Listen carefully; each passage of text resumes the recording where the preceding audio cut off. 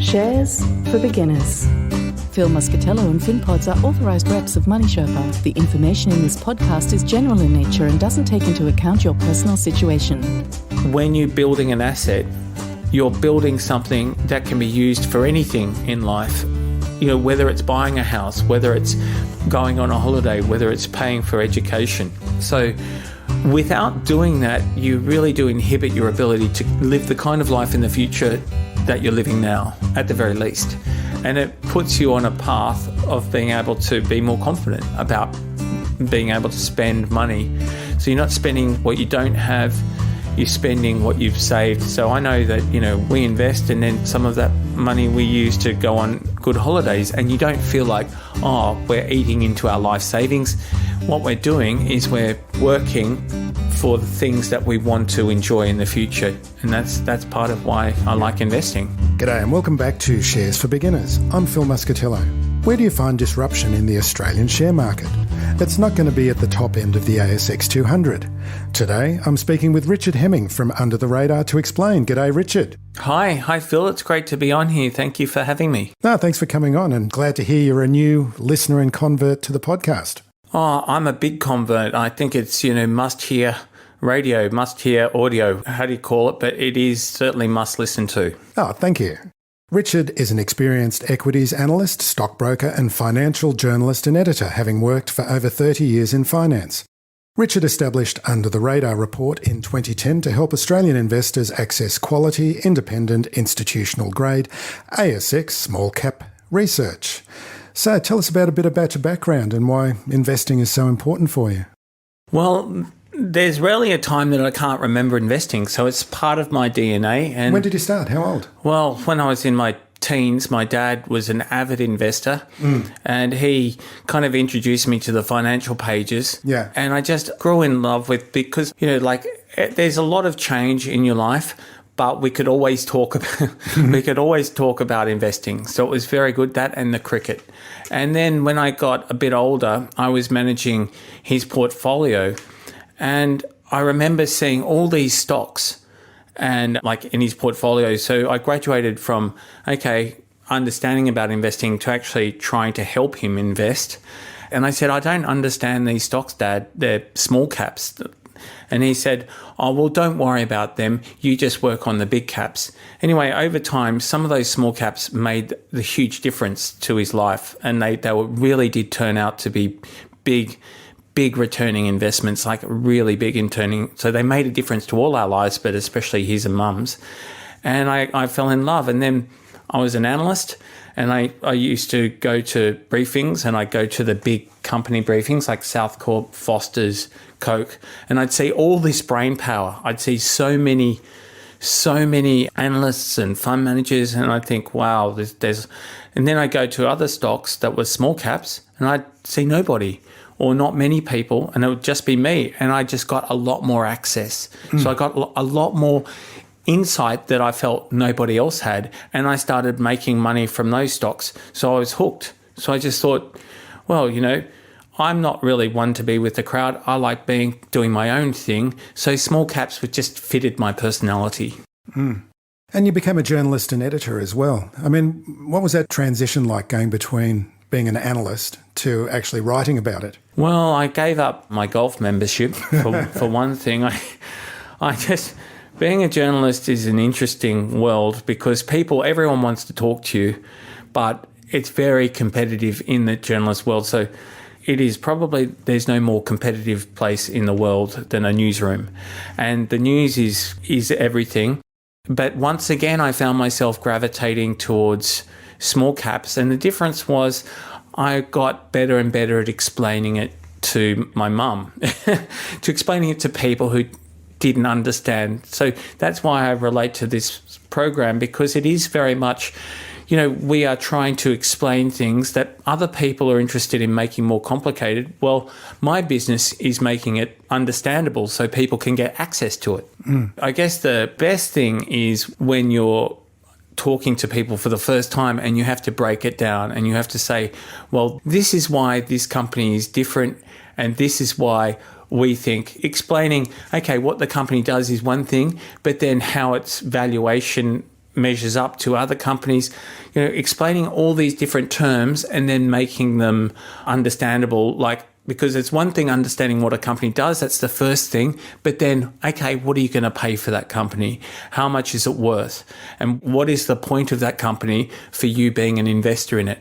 So I guess what's interesting to me is, okay, I love learning. I love learning about what companies do, but I also love investing. So I love different concepts about the cost of capital, about diversification, about contrarian investing, about compound interest. So it brings all these different areas into my world, and I'm able to explain these different areas to people and make a difference to their lives. That, for me, is why I like doing what I do. So I know you're under the radar, but if something is coming up on your radar, what are the usual things that would attract your attention about a particular company? Is it the story or is it the numbers that you're looking at first? Yeah, listening to this program, I know that the story comes up a lot. And well, we talk about the story. Having been a journalist, beware of the story as well. Well, having been a journalist, I'm always aware of the story, and I love telling stories. But those stories are actually only good for an investor if you can see that it makes sense from an economic and financial standpoint. So basically, I think, we do screens at Under the Radar reports, so we're looking for basic valuation metrics that everyone looks for. But in small caps, I guess, you are looking for companies that are cheap, so they're on low PE ratios often, but also that they have growth potential. So the one thing that small caps do is they provide you with growth potential for not much, and that is the sweet spot. So what you're trying to get is, I guess, a company you're investing in an early stage, and the whole thing is, like Warren Buffett said, you want to be holding on to that company through the life cycle. So you're looking for earnings re-rating, so you're looking for improving earnings, but you're also looking for an improving rating. So that's what, there was a company we covered recently, Gentrack, and they do utility software, they do airport software. Now, this company was really on its knees, and it was just having a lot of trouble because its customer base in the UK were going broke because there were big insolvencies. But what was interesting was that their underlying business was good, and they had a charismatic CEO, Gary Miles, I think that's his name. Anyway, he's a charismatic operator that said, we can do this, we're investing. Where other people are scared, we're putting money into the company, so we're growing. So you like to hear the confidence of a CEO, even though you're not going to invest on that basis because they're all pretty good salesmen. I mean, it's a big part of the role, isn't it? Well, it is. So, if you were just to invest in any salesman you've ever heard of, you'd probably go broke. But so that's what fundamental analysis is about. You're saying, well, what's the balance sheet like? Can they sustain this kind of investment schedule? So you're looking at the basics of the company. Is there enough cash flow to sustain them through this lean period? And you're thinking, because the market's often just saying, no, this company is going through the back door. But if you can see situations where you think, no, this company can survive, then ergo, it can thrive. So what you're doing is you're paying for something when sentiment is low, and you're getting that ratings uplift combined with the earnings uplift, then you can make 4 times your money. Doesn't happen all the time, which is why that other principle of diversification, which is, I think, probably the greatest learning in investment markets in the past 50 years, comes into play. So tell us about diversification. I mean, how many, I know it's a huge topic, but say for you personally, how many stocks would you be investing in at any one time? The numbers, I really loved that podcast that we listened to the other with the lady who was the expert on Dr. Laura Rusu. Yeah, the Markowitz theory. But I guess the numbers say 7. So 7 is the minimum sort of number of stocks that gives you that diversification benefit. But the other thing is, if you're investing $100,000 and you lose out on one of those stocks, then that's going to hit you. So, lots of people talk about the sleep at night factor. So we say 14 or 15. But here's the thing, people look at the markets. What are the markets? Well, the markets are simply what people think goes up and down, which is the ASX 200 market in Australia. This is the most concentrated market in the world. So you have 40, 50% dominated of that market, of those moves dominated by 10 companies. That is unsustainable in terms of being able to sleep at night. So in order to diversify, and I think that lady, the doctor, really kind of hit home on that, you want stocks that aren't correlated to the market. So you really need small caps to diversify your portfolio. It's because of the sectors as well, isn't it? Because a lot of sectors are just not available in the ASX 200. Well, they don't mean that much in the ASX 200. So it's not that they're not available all the time. It's that you need to be positioning your portfolio so that you've got returns that can benefit your portfolio whatever the market does. There's always going to be market risk, but you need really to be into things that are the future and into investments that mean the future. I mean, part of the reason I love small caps is disruption. I mean, we're all disruptive as kids, but what does this mean in a real sense? Well, for me, I intuitively don't like what the crowd says. I like thinking for myself. So I like looking at the world and thinking, well, is there something here? Can it work out? Like Afterpay is a classic example. We looked at that stock at like $2 or something, or $8. I can't remember. It was single digit dollars. It went to $100. I mean, I'm not saying we stayed on board, but whoever heard of buy now, pay later 20 years ago, 15 years ago, like big area, Pilbara Minerals, lithium stocks. We have great mining expertise at Under the Radar Report. Whoever heard of lithium as being a major critical mineral 10, 15 years ago? You know, you look for quality in the space and then you ride them and you hold on to them. Sure, you might not get all the wins. You might miss out on some of them. It's a bumpy ride. But the one thing I know is it's never good being a passenger. You want to be on the ride. You want to be where you think the areas are that are going to make a difference to your life. And one of those areas are these stocks that might not be the bellwethers, might not be in the BHPs, the Rio Tintos, but they might be areas where you think, wow, I really believe in this story. And, investing at the right price is your way to go, your way to exploit that kind of feeling of, I guess, of wonder. Because you don't want to die wondering. You want to be investing in situations that you believe in. Mm. And volatility is a big part of this sector as well, isn't it? There's going to be much more volatility, that up and down movement, and that makes it doubly hard if you're sitting there and you're watching the price plummet, that whether or not you can stomach that kind of volatility to move ahead, and hopefully it will turn into a 5-bagger, 10-bagger or whatever. And then you have the problem of holding when it's going up as well. Oh, well... That's not a real question there, but that's more of a comment for you to... Well, I was having lunch with Rudy yesterday. Yeah. And we were talking about how it is investing, and we both had the same feelings. Like, when we're going well in investing, we feel like we can do anything.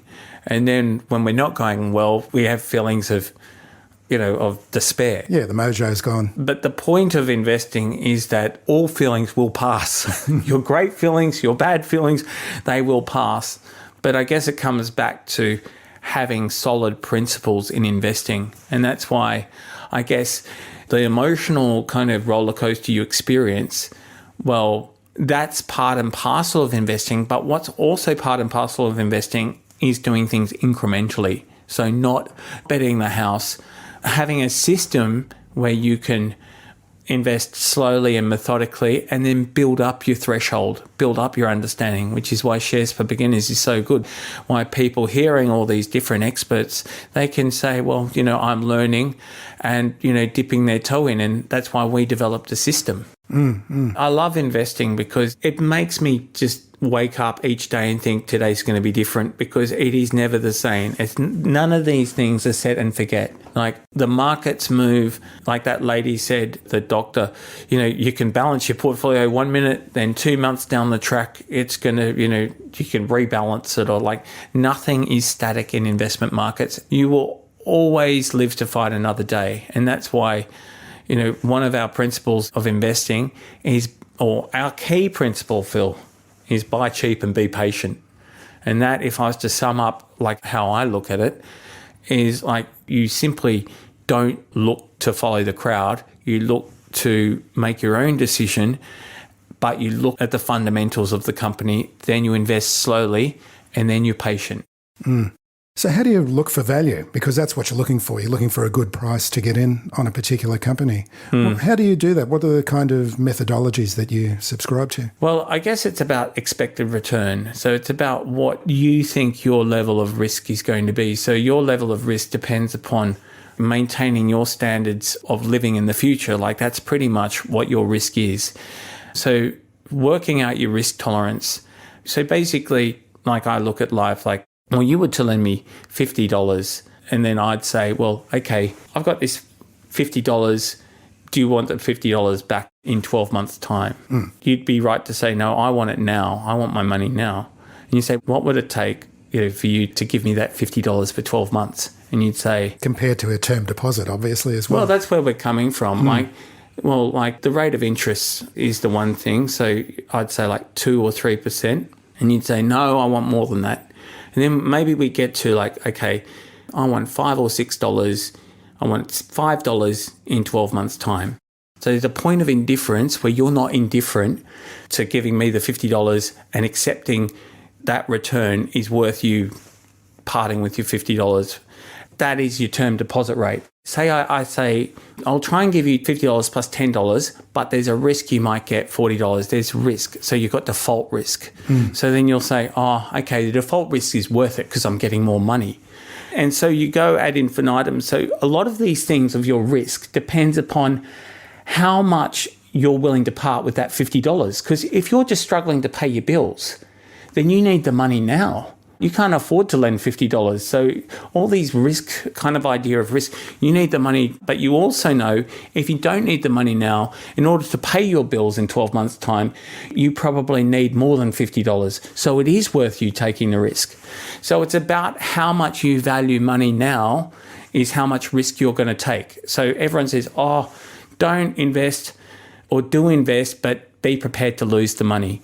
Well, there's some truth to that, but there's also the truth that with inflation, you can't afford not to invest. So you can't afford to just say, oh, I can just save money and then I'll be able to pay my bills and I'll be able to live this life in the future. No, you actually need to get a return on your money. In order to afford those things that you take for granted now, you need a return on your money that's above and beyond just simply the wage that you're living on. So that is how I look at investing. So risk for me is, well, in small cap land, I'm looking closely at the balance sheet because I'm looking, well, if this company get wound out, well, like what's there? What's there? Can they pay their bills now? Can they afford the growth? So whereas like in the stock market, like all these investors, they're focused on earnings. They're very focused on earnings because they know, if a company meets these earnings or exceeds these earnings, then you hear a lot of talk about this short-termism. Whereas what I'm looking at... Are you talking like the general analysts looking at large cap stocks? Looking at all stocks in particular. Like that's when you listen to analyst calls, Phil, they're obsessed with earnings. Like, are you going to make these earnings targets? And there's good reason for that because fund managers themselves, they have 3-month targets. Right? So they live and die on the basis of short-termism. Whereas as an individual investor, you have the luxury of investing for the long term. You can say, okay, well, I'm not making money today. I can invest in the long term. And that means you have to rely a lot more on the balance sheet. The balance sheet is your boiler room, is the area that you can rely on so that a company doesn't keep coming back to you and asking for more money to fund their growth. You want to know that a company can fund its growth. You don't want to keep putting your hand in your pocket and giving companies money.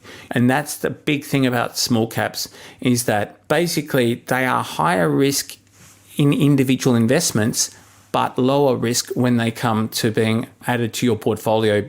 But within that risk, you've got the company's specific risk, which you have to monitor very closely. And that's what like our team just does all the time. We monitor and, we are independent. We're not paid for, we're not PR. So what we do is spend our time making sure that the company risk is low because we know that these small caps, they're not blue chips. They're not industry leaders. These are companies that are building products, building market share. There's always risk, but we're trying to minimize that risk. Investing in shares can be fun, but the paperwork isn't. My investing's been transformed since using ShareSite, the best portfolio tracking tool for investing. My portfolios are on ShareSite, and whenever I buy or sell, the trades are automatically recorded. I can see the dividends I'm receiving, and it helps me to work out my asset allocation. ShareSite are extending a special offer to listeners of this podcast, 4 months free on an annual premium plan. There's a 7-day free trial where you can experience the full power of ShareSite portfolio management. Go to sharesight.com/shares for beginners and sign up now for a free trial before taking advantage of 4 free months. That's sharesight.com/shares for beginners.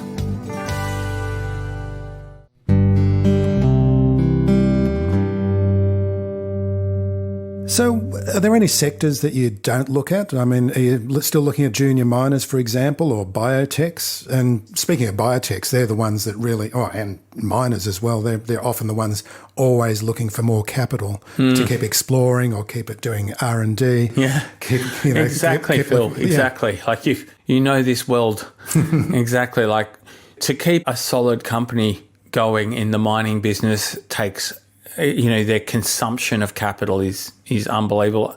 And actually, I was a biotechnology writer for the Financial Times for a while, so I was across the biotech world and the pharma world pretty closely.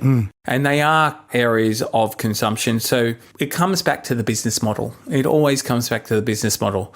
So with mining, we have a very good mining analyst, and over the years, we've kind of had our time doing the one mining stocks, the explorers, and we've moved over into producers, those who are looking to produce in the near term. So not pie in the sky. So we're not interested in exploration because mining is about scale. So as soon as you forget that, you're highly vulnerable. So we don't like single mine risk. We tend to we cover niche industries for our small caps publication, but they're not always in the classical definition we use of small caps of under 500 million.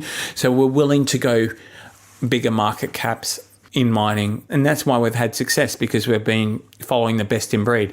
But some of these nuclear or uranium stocks, they're actually not producing at the moment. They are still developing, but you can see that their time frame into production is there. So like Paladin, they have a mine that they've run before, the Langer Heinrich in Namibia. Boss Energy, they're about to commence production. I mean, we're covering them this week. So I'll be interested in reading our mining analyst report.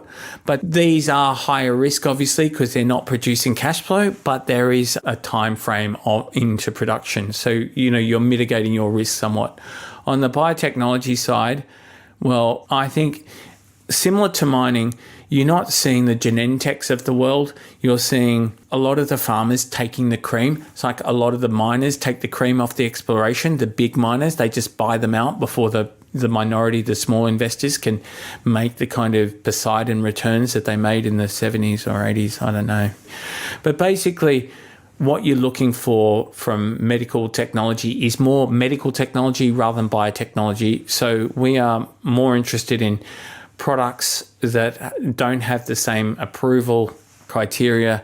So you're looking at trying to mitigate your regulatory risks, and you're looking for cash flow. You're always looking for cash flow, especially with interest rates sort of at more normal levels, 4 to 5%.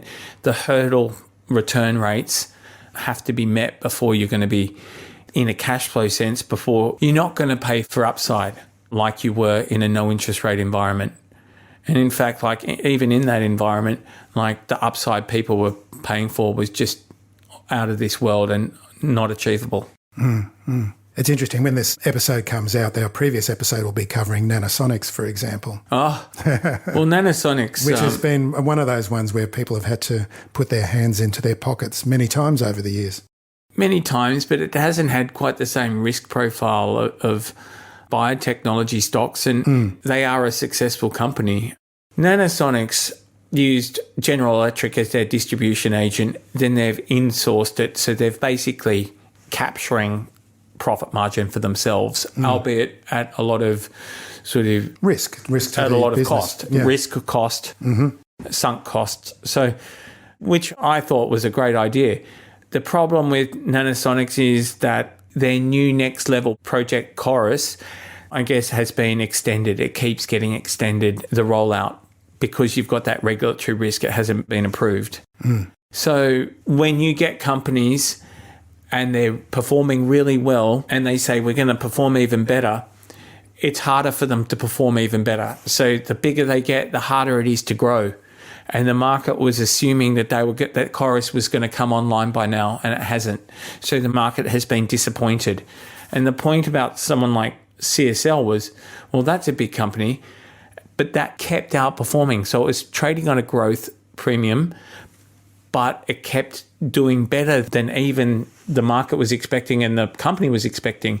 So it just goes to show, like, what we're talking about are everything's about expectations. So there will be a point where Nanosonics is a buy because they have a great business model, and that's what we've seen. We've seen lately that lots of companies that were priced for like growth, well, that growth quotient has been knocked out of the price. And that could be argued is the case with CSL.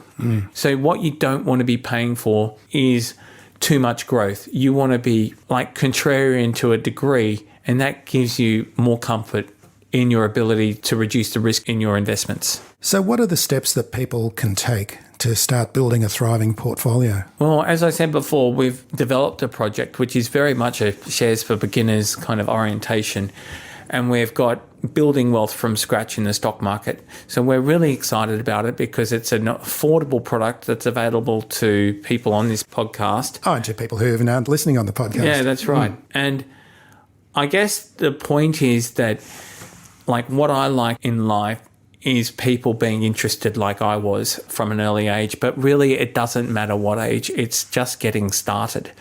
But you want to get started and you don't want to blow yourself up quickly. And this process that we've developed is $500 a month investing for 12 months, and it's going to get you a portfolio which is an asset. So that's what we're talking about.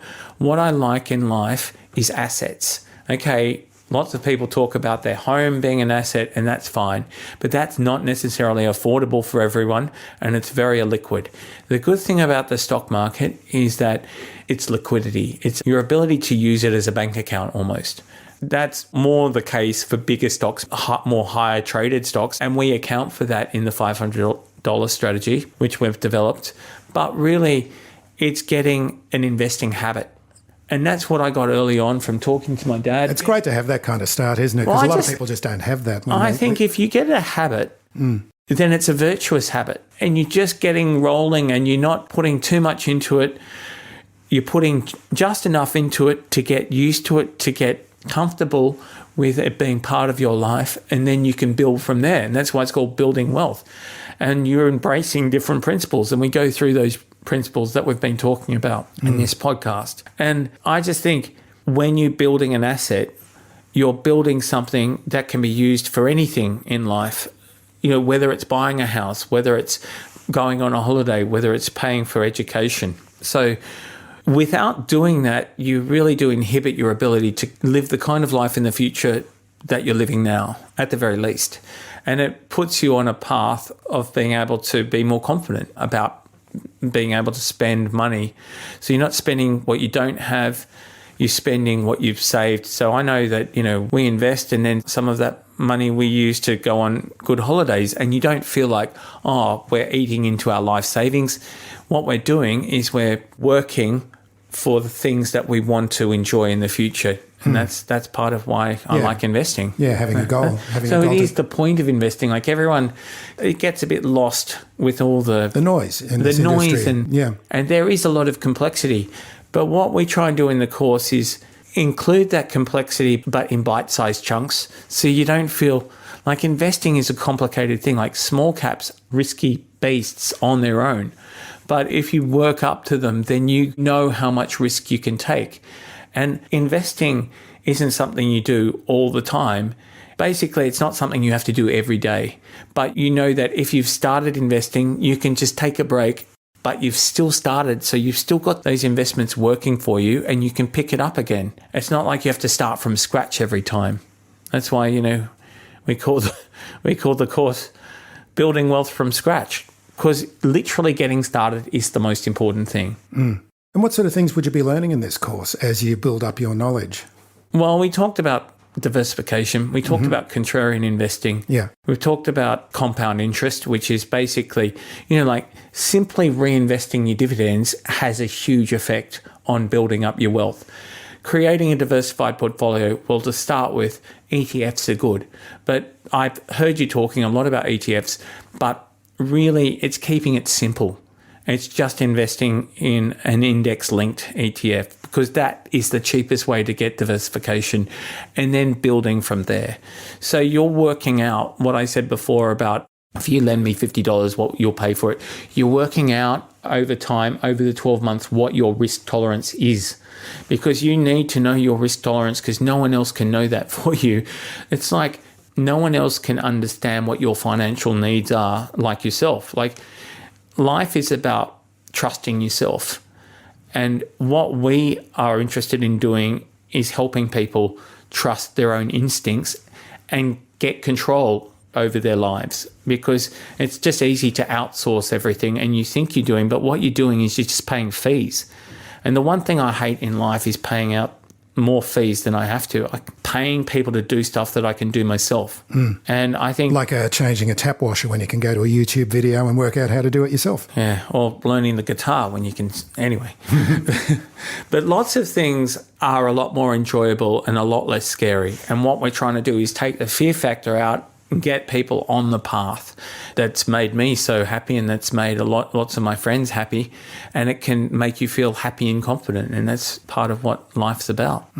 So how much is the course and how can people find out more about it? Well, we've got a special offer because we've just launched it, $49, and it's a 12-month system. And so that gets you on board. And then there's another deal that you can do with our Blue Chips course. So you can get 6 months of blue chips and small caps. But everything depends upon your appetite for risk. So this course, just if you buy nothing else, just get the course and then see how you go. And it's a great try before you buy. Well, you are buying.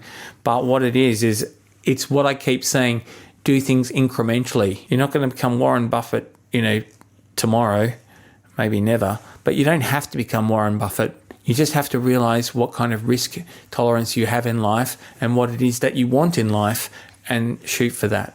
So how can listeners find out more about the course? Where can they find it? Well, undertheradarreport.com.au is our website. So that's the best start. Yep. And everything goes from there. And where's the course on that website? Where does it come up? There'll be a link on the website to get to the course. Yeah. And for the rest of the newsletter, what does the newsletter offer with Under the Radar? Well, there's the Blue Chips, which offers the 40 to 45 of the ASX 200 companies that we cover, and that's a fortnightly newsletter that basically gives you simple buy, sell, hold recommendations with metrics like P's and dividend yields. But importantly, it also gives you access to understanding where those companies fit in within the ASX 200. So it's sector by sector. So, part of understanding about investing is working out which sectors you're comfortable in, building up your understanding of diversification. And then that diversification continues when you get to small caps. And that's our sort of specialist letter, which concentrates, we cover about 110 companies or so. So, we cover companies right across the spectrum. As you were saying before, there's a lot more variation in terms of sectors, but there's different risk appetites. So what you're trying to do is help people understand where those stocks can fit into their investment portfolio, which is only dependent upon themselves. Wow. So what is the step that people need to find out more about themselves? Is it actually doing it, just doing the investing and seeing what happens? Well, I think it's understanding where you sit financially. So it's working out what your financial goals are. So like if you have all this debt, Phil, your best efforts are getting rid of that debt. You're often your best effort just getting the best mortgage deal that you can get. So you need to do a bit of work before you can start investing. Equities are called risk assets for a reason. So you need to prepare yourself a bit. But I guess the best thing you can do is just start learning and start investing is start a system and get prepared, like spend a month preparing for the system and then spend 12 months on the system. And then through the system, because it's incremental, like if you don't have $500 a month, maybe invest $500 every 3 months, but you're following the tenets of the system. So you're putting yourself on a path. I mean, it's much better being on a path when you know that you're getting somewhere than not being on a path at all and getting nowhere. That all we're doing is saying, here's a path that's been researched, thought out, and it's not complicated and anyone can do it. So accessibility isn't just for the Kardashians, it's also for people who want to improve in life, and that's everyone. So Richard, I've got to say it's been great meeting you. Oh. We met each other wandering around the streets of Sydney, really, didn't we? Well, within the context of going to a microcaps conference. Yeah, that's right. No, I like to give the impression that we were just wandering vaguely around the streets of Sydney and we came across each other. Well, that's, the mean streets of Sydney. The mean streets of the big end of town. Yeah, the mean streets of, I think we went to Bar Luca. Anyway, that's another story. That is another story. Anyway, Richard, we'll definitely get you back on, but for today, thank you so much for joining me. Thank you for having me, Phil. I've really enjoyed it. Thanks for listening to Shares for Beginners. You can find more at sharesforbeginners.com. If you enjoy listening, please take a moment to rate or review in your podcast player or tell a friend who might want to learn more about investing for their future.